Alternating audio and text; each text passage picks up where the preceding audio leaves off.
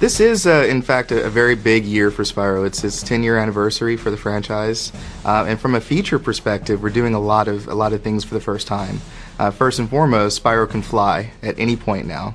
The player can basically, take to the skies whenever they want at any level. There's no restriction, and that's new to the franchise because in the previous titles, you either basically would jump and glide to a descent, or you were in a flying arena where you could do nothing but fly for that portion of the level. So we're really excited to sort of open up the gameplay and allow people that freedom that comes with flying. For the first time, you can play as both Spyro and Cinder, and you can switch between the characters at any point just by a tap of a button. And each character has their own unique moveset and abilities. And also, we're supporting drop and drop out co-op, so you can play with your friends. Play with your brother, mom, dad, what have you. And you can each take control of one of the dragons and play together. So we're really excited about those features. The cooperative play is local only. We're not supporting online, but you do share a screen, so it's not split screen. We really tried to differentiate each of the characters. So Spyro, being sort of this rare purple dragon, can harness all of the elements. So you can breathe fire, electricity, ice, and earth.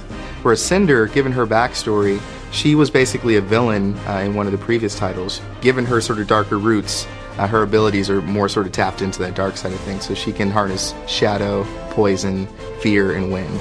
So each character has a very, very diverse and unique moveset.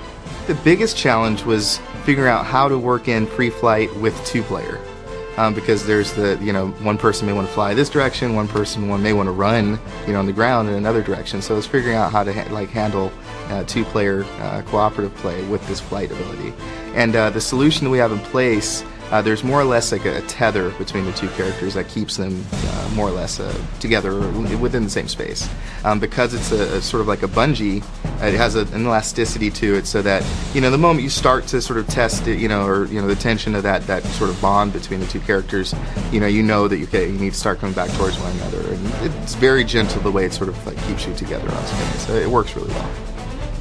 We've always wanted to make Spyro a true E for everybody, in the sense that something that we think kids can enjoy, teenagers or adults, hardcore gamers or sort of more casual gamers.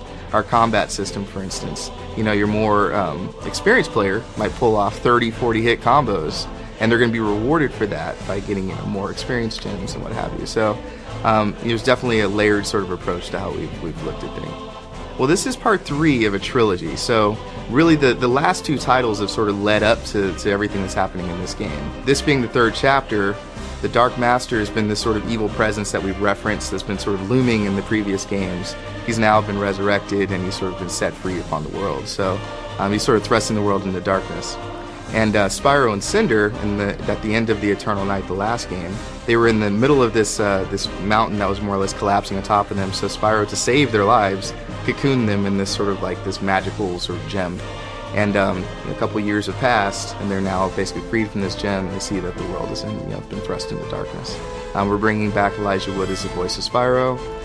Gary Oldman has also come back as the voice of Ignitus, who's like a fire dragon, like an elder dragon. We have Wayne Brady voicing Sparks. He's a funny man, and it was great just bringing him into the studio. For Cinder, we have Christina Ricci as the voice of Cinder, so we're really excited about her role this time. And then we have Mark Hamill as the voice of the Dark Master. So again, just all-star cast. And then don't want to forget, Blair Underwood is also the voice of Hunter, who's like this cheetah warrior. So all-star cast. It really feels like you're playing through a Pixar or Disney film. The Legend of Spyro Dawn of the Dragon will be released on PlayStation 3, Xbox 360, Nintendo Wii, PlayStation 2, and a DS. And it'll be out this October.